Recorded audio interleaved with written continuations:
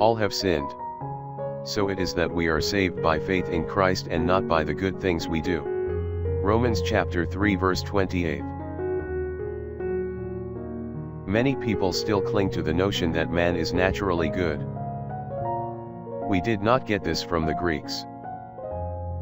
Aristotle said, "There is no good in mankind." We did not get it from Judaism. Jeremiah said, "The heart is deceitful above all things, and desperately wicked, who can know it?" Jeremiah 17:9. We did not get it from Christian teachings.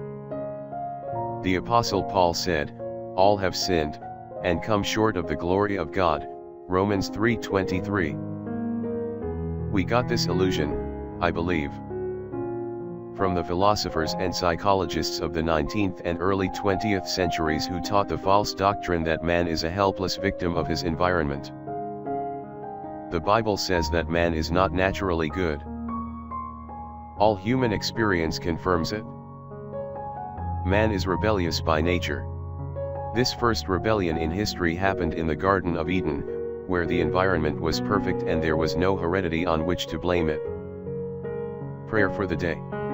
Each time I become obsessed by the idea that my deeds are so noble, let me remember the magnanimity of your perfect life.